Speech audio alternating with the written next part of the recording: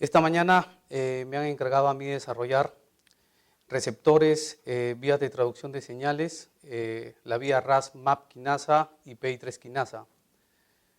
Bueno, como todos ustedes conocen, quizás el conocimiento de la biología básica es un poco complicado, por lo cual, como mencionaba el doctor, la idea de esta charla es ir graficando de una manera muy precisa cómo es que se producen las alteraciones a nivel de receptores y la vía de traducción de señales, y si es que en algún momento hay algunos temas más que aclarar, con mucho gusto podemos parar la presentación y aclararlos. Esta diapositiva de acá, de alguna manera la traigo para enfocarnos más o menos en el tema. Todos conocemos que normalmente una célula tiene ligandos, que estos ligandos se unen a receptores, que estos receptores desencadenan una cascada de señalización intracelular para luego producir factores de transcripción que al final van a generar acciones. Entonces, de alguna manera, si nosotros pudiéramos hacer una síntesis de todo lo que vamos a revisar el día de hoy, es básicamente esto. Dentro de esto también quisiera yo enfocarme brevemente que al hablar de receptores, y propiamente al hablar de receptores en cáncer, quizás los receptores de mayor importancia son los receptores tirosina quinasa, y es ahí donde se ha de alguna manera enfocado todo el estudio desde hace 20 años a la época, y entonces básicamente la charla de receptores del día de hoy va a estar enfocada a lo que son receptores de tirosina quinasa. Es importante mencionar que así como los receptores de tirosina quinasa, también existen dentro de la membrana una familia distinta de receptores, como los receptores de citoquina, los receptores de factor de crecimiento de transformante beta, como la cascada Wnt o como las integrinas, que también la vamos a ver, pero de una manera más somera. Hablar de estructura de receptores quinasa es hablar básicamente de un amplio número de receptores de tirosina quinasa. Cosas que mencionar acá: la mayor parte o la estructura de estos receptores está conformado por un dominio extracelular o un ectodominio también conocido, un dominio transmembrana y un dominio intracitoplasmático.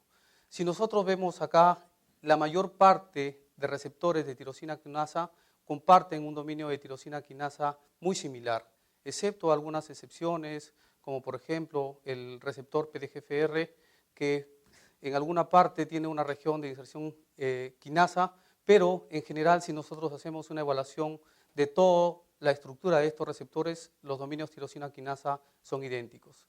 Más bien en la parte del dominio extracelular o ectodominio, ahí sí hay algunas variantes, y estas variantes quizás sean propias de que cada uno de estos receptores se une a un ligando específico y cumple una función específica dentro de la cascada de señalización. Si nosotros nos enmarcamos dentro de la estructura de los receptores tirosina quinasa, la siguiente lámina es para evaluar uno de ellos en particular, quizás el más estudiado en el tema de cáncer. Me estoy refiriendo a la estructura del receptor de factor de crecimiento epidermal. Como ya lo mencionamos en la diapositiva anterior, el receptor básicamente tiene una región conocida como ectodominio, que es la unión de la fracción de unión al ligando, un dominio transmembrana y un dominio intracitoplasmático, que quizás es acá donde de alguna manera a través de las proteínas adaptadoras se va a producir el inicio de toda la cascada de señalización intracelular. Importante concepto a mencionar acá en la estructura del receptor de factor de crecimiento epidermal es que tiene el dominio intracitoplasmático del factor de crecimiento, es una región homóloga a la proteína SARC.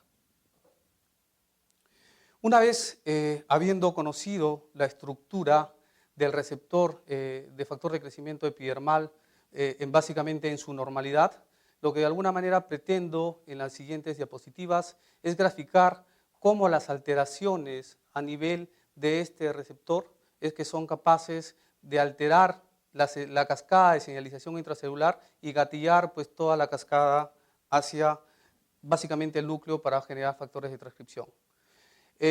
La primera pregunta que hago acá es que si es que un factor de crecimiento alterado puede funcionar como una oncoproteína. Y acá pues el ejemplo más clásico es el ejemplo del oncogen ERP.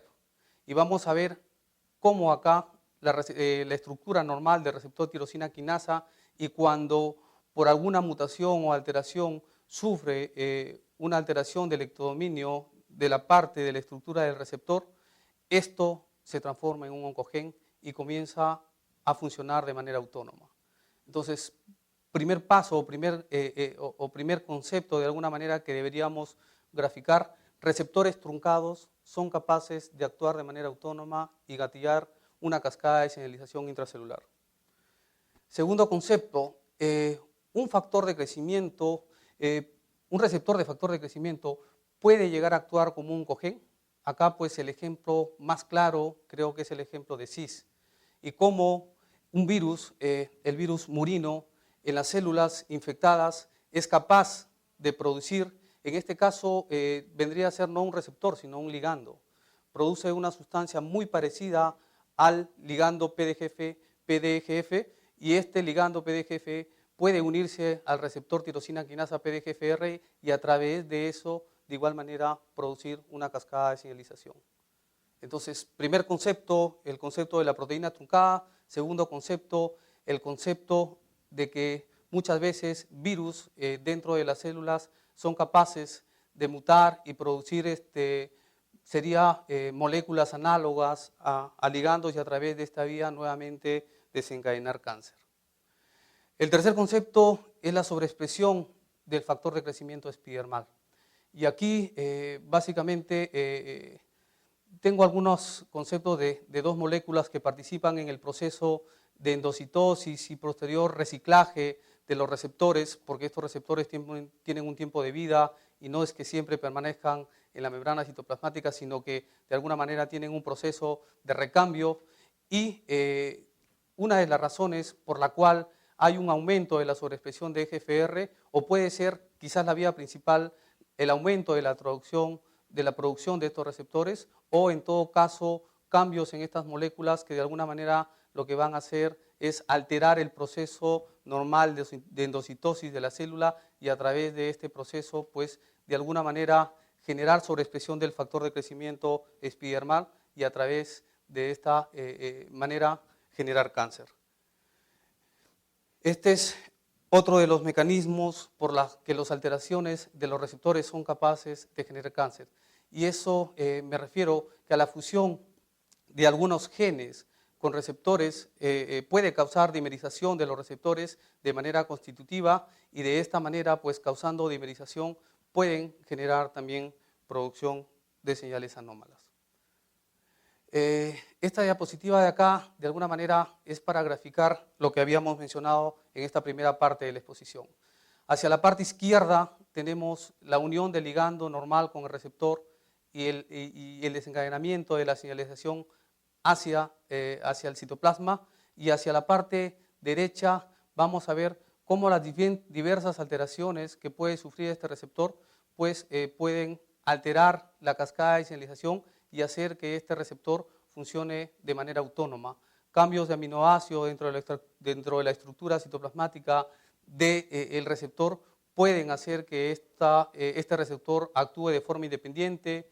Cambios como proteínas truncadas, que ya lo vimos, son capaces también de gatillar respuestas independientes, y aún factores de señalización autocrinos, como en el caso, por ejemplo, del oncogen CIS, también son capaces de generar cáncer.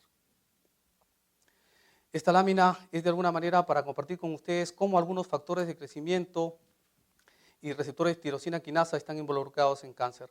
Básicamente, de alguna manera es para tenerlo en cuenta, y de alguna manera para ver, como mencionaba el doctor Lopera, la utilidad de alguna manera de los conocimientos básicos de biología molecular aunados al uso práctico que estos puedan tener en la clínica.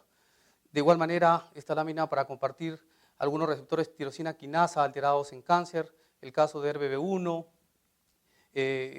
cuya sobreexpresión tiene que ver, por ejemplo, con un sinnúmero de neoplasias, dentro de los cuales está cáncer de mama, por ejemplo, que ustedes como médicos especialistas tienen muchísimo mayor conocimiento acerca de esto, y algunas otras receptores de tirosina quinasas con sus principales ligandos alterados en un sinnúmero de neoplasias.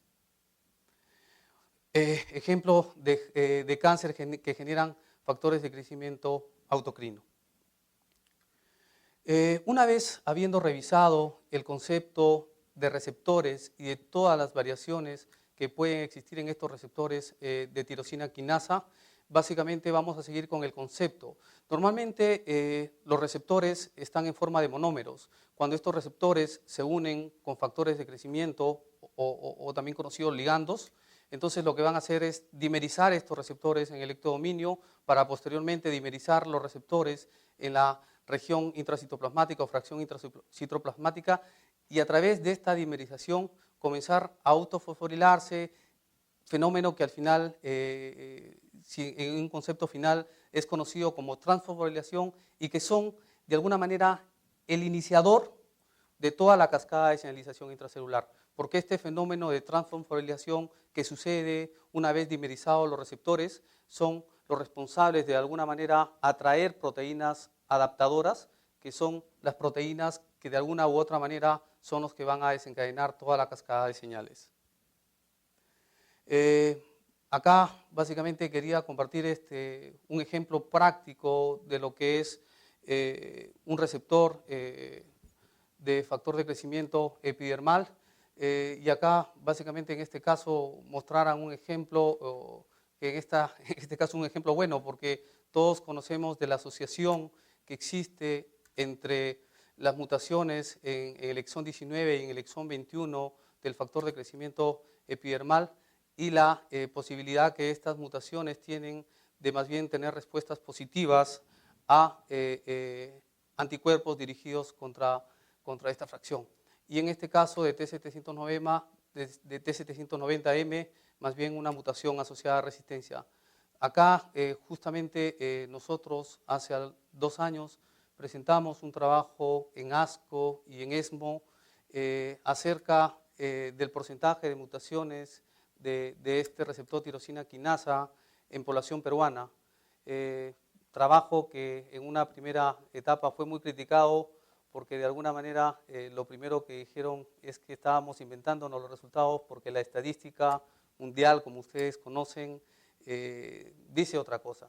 Pero este trabajo luego ha sido refrendado con 2 trabajos más en los cuales han encontrado más o menos un porcentaje de 45 y 50% de mutaciones sensibilizadoras presentes en población peruana, cosa que tiene que ver mucha relación con la población asiática, y probablemente eso en algún momento de la charla también lo vamos a discutir, la asociación de nuestra población básicamente peruana, ecuatoriana, boliviana, y la asociación con de alguna manera la mayor parte de biología molecular y mutaciones asociadas a población asiática. Habíamos de alguna manera revisado receptores tirosina quinasa, habíamos visto la importancia de las alteraciones dentro de los receptores, habíamos evaluado de alguna manera el mecanismo básico de la dimerización y la transfosforilación. Los siguientes conceptos los vamos a revisar láminas abajo cuando hablemos obviamente ya de la cascada de señalización. Brevemente les comenté al inicio de la charla también de la presencia de otros receptores, que de alguna manera vale la pena mencionarlos, que también están en algunos casos incluidos en cáncer. Me estoy refiriendo a los receptores, a la estructura de los receptores de citoquinas. Estos receptores básicamente son receptores para alfa-interferón, receptores para APO, o para factor de eritropoyetina, y el receptor también para el ligando para la producción de megacariocitos. Entonces, básicamente, de igual manera, son receptores tirosina quinasas que cuando se dimerizan, se fosforilan, se autofosforilan, y una vez autofosforilados, lo que van a hacer es nuevamente el llamado de proteínas adaptadoras, que en este caso son las proteínas STAT, y a través de estas proteínas STAT generar factores de transcripción. Las integrinas son otro de los receptores que de alguna manera vale mencionarlos también dentro de la charla. Todos conocemos que básicamente estas son moléculas que lo que le permiten a la célula normal es de alguna manera censar toda la matriz celular y todos los ligandos, si se puede llamar así, presentes en la matriz extracelular. Se dice que para que una célula inicie su cascada de señalización intracelular y posterior transcripción de genes y formación de proteínas, necesita obligatoriamente tener estos receptores de alguna manera integrinas sensando la matriz extracelular. Y entonces, de ahí la importancia que de alguna manera mencionarlo, ¿no? Porque dentro de toda la estructura del funcionamiento normal de la célula son un factor importante, no solamente para el inicio normal de la cascada de señalización, sino que, como vamos a ver en diapositivas posteriores, también participan en la activación de otras vías accesorias como la vía RAS o como la vía PI3 quinasa. Brevemente mencionar este otro receptor, el receptor Frislet asociado a la vía Wnt. Se dice que normalmente en una forma basal, este receptor, cuando está este receptor en la manera basal, esta proteína conocida como GSK3B es encargada de constantemente hidrolizar la beta-catenina y de esa manera, de alguna manera, controlar la proliferación. Cuando existe unión de ligando Wnt a este receptor, lo que hace es inhibir de esta manera esta molécula, y al inhibir esta molécula lo que hace es el aumento de la proliferación de beta-catenina, no solamente en su fracción intracitoplasmática, sino en su fracción nuclear. Y al haber aumento de la beta-catenina, lo que va a hacer es un aumento de la proliferación. Esta quizás pueda ser una de las explicaciones por la que esta vía tiene mucha importancia, por ejemplo, en la generación de cáncer de colon. El aumento exagerado de beta-catenina hace que de alguna manera las células del epitelio intestinal, específicamente del colon, permanezcan en un estado quiescente y no maduren. Y al no tener un estado de maduración, esta es la vía por la cual estos receptores son capaces de producir cáncer de colon.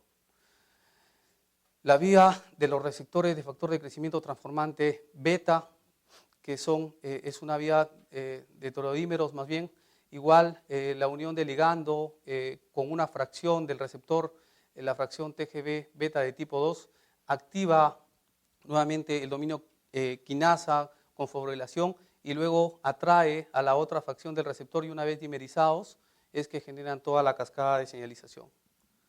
Los receptores Notch que de alguna manera van a ser tocados, por lo cual creo que en esta presentación no van a ser mencionados. Y por último, este sistema de señalización que también creo que vale para conocimiento de ustedes tenerlo presente.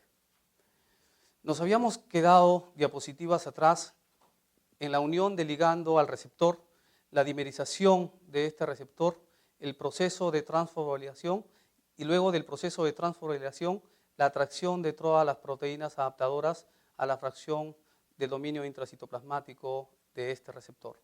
Esto quizás es el paso más importante porque esto de alguna manera va a desencadenar la cascada de señalización intracelular. Mencionar que de alguna manera la mayor cantidad de estas proteínas adaptadoras cumplen su trabajo, cumplen su función de alguna manera ser adaptadoras entre el receptor y las siguientes moléculas de cascada debido a algunos dominios que poseen estas moléculas. Y los dominios más estudiados a la actualidad son los dominios LSH2 y LSH3 y que de alguna manera son los que son capaces de explicar la mayor parte de traducción de señales intracitoplasmáticas. Acá solamente es para de alguna manera mencionar todos los dominios que existen y de alguna manera los dominios junto con sus ligandos. Mencioné que quizás cuando uno habla de dominios intracitoplasmáticos, que de alguna manera son los adaptadores, si se puede llamar así, entre la señal que es capaz de generarse en el receptor versus hacia las otras moléculas, básicamente estamos hablando de receptores de dominios SH2 y SH3. Solamente quería hablar un poquito de la proteína SRC, porque quizás esta proteína es el modelo clásico de lo que es una tirosina quinasa.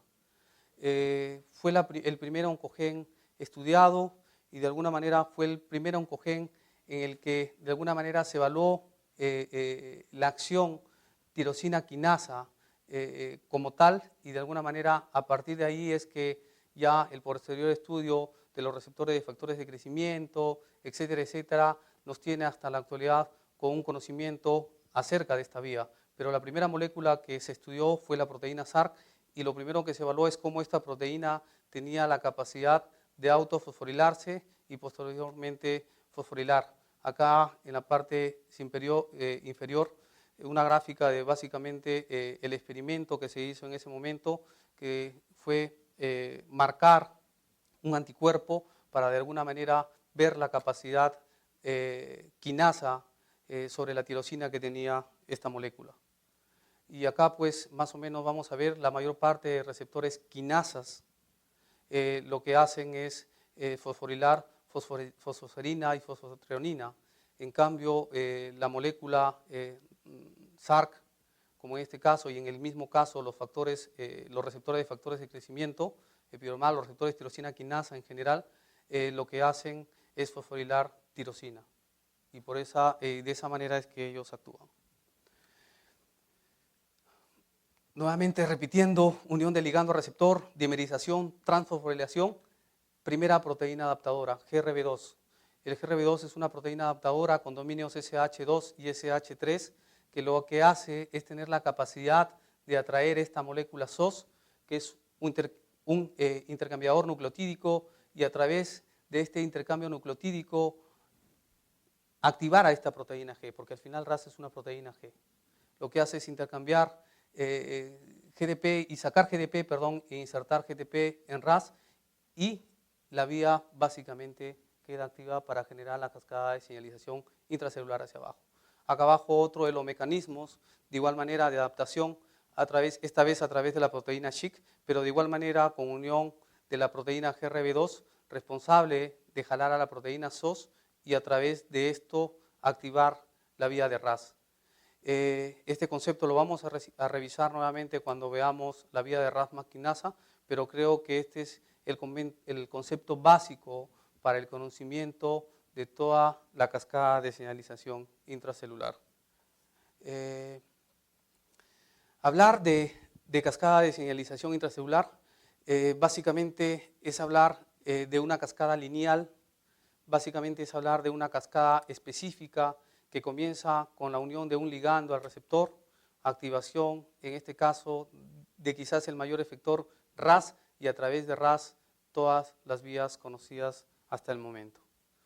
Un ejemplo más gráfico nuevamente, receptores, activación de los receptores de factores de crecimiento, activación de toda la cascada de señalización celular, transcripción dentro del núcleo y formación de nuevos genes. Brevemente, acá revisar la vía RAS. Una vez activado RAS, como vimos, por la unión de esta proteína GRB con SOS y el receptor que hace que RAS se active de GDP a GTP, esto es capaz de activar RAF, RAF es capaz de activar MEC, MEC ERK, y a través de MERK factores de transcripción. Esto de acá no lo menciono en extenso porque lo vamos a revisar en una presentación exclusiva.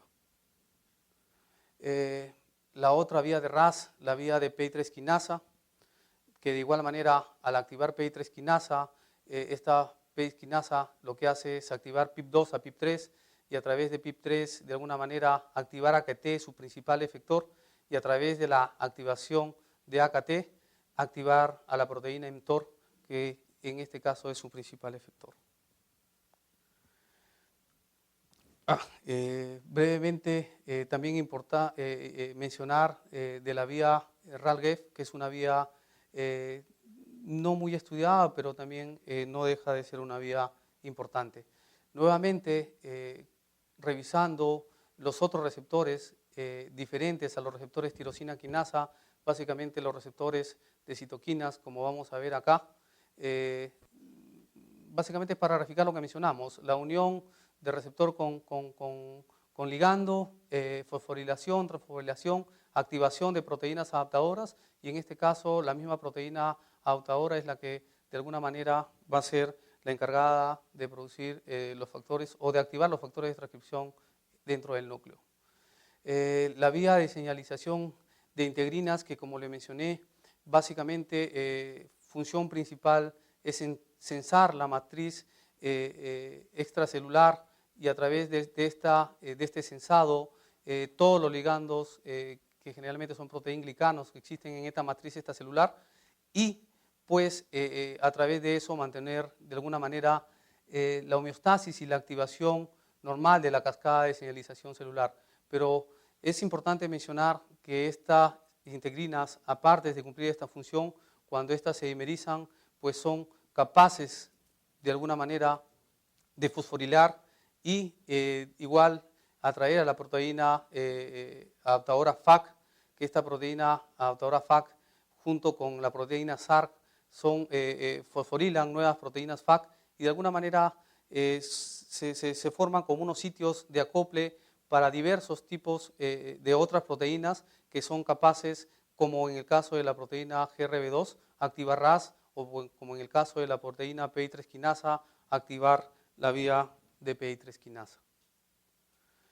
La vía de la beta-catenina, de la vía Wnt-beta-catenina, que ya lo revisamos hace algún momento. La principal acción de la unión con el ligando básicamente es inhibir a la glicógeno sintetasa quinasa y de esa manera, al inhibir la glicógeno sintetasa quinasa, lo que van a hacer es inhibir la hidrólisis de la beta-catenina intracitoplasmática y al haber un aumento de beta-catenina intracitoplasmática, pues va a haber un aumento de la proliferación. Hablar de los receptores acoplados a proteínas G es hablar de unos receptores muy importantes. En cáncer tienen alguna participación, quizás su participación está dentro del campo de otras especialidades, pero es importante mencionar que de los receptores acoplados a proteína G existen los receptores alfa, beta, gamma. Igual al ser una proteína G, una vez unida con el ligando, lo que va a hacer es cambiar GTP por GTP y una vez activa esta proteína G, la fracción alfa va a ser, por ejemplo, capaz de activar adenilciclasa y a través de eso producir AMP cíclico, activar fosfolipasa C y a través de eso interferir en la cascada de los fosfoinositol, como vamos a ver posteriormente, y formar diacilglicerol, un segundo mensajero muy importante. Y en fin, algunos otros casos. Acá básicamente vamos a ver que esta cascada de receptores acoplados a proteínas G tiene algo que ver en la activación, sobre todo de la vía conocida como PI3 quinasa. Bueno, de alguna manera esta es la última diapositiva de esta primera presentación y nuevamente, como al inicio de la misma, como ustedes van a ver, lo que hemos desarrollado de alguna manera es la estructura normal del receptor tirosina quinasa y todas las alteraciones que este receptor tirosina quinasa puede sufrir y cómo estas alteraciones son capaces de manera autónoma gatillar la cascada de señalización intracelular para al final producir factores de transcripción y todas las funciones que nosotros conocemos en cáncer.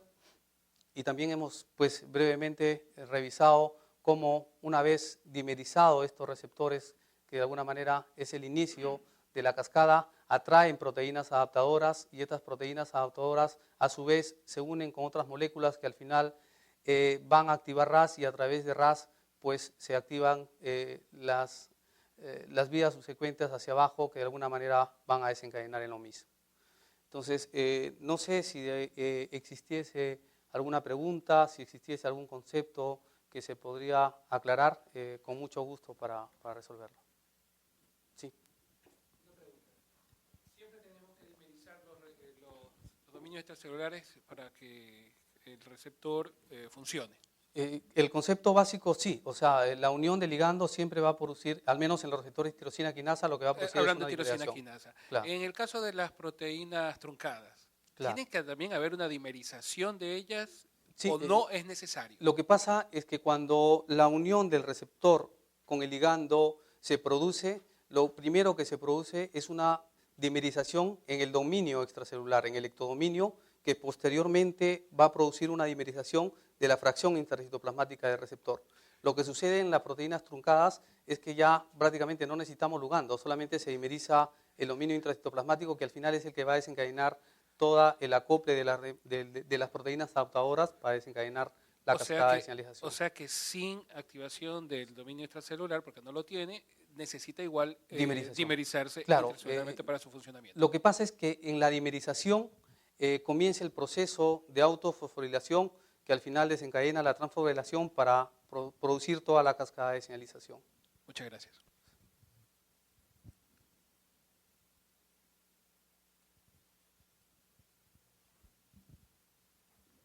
¿Alguna otra pregunta? Si no, pasamos. Ok, si me permite. Ok, el segundo tema sería vía RAS MAP quinasa. Sí, Por voy a- favor, doctor.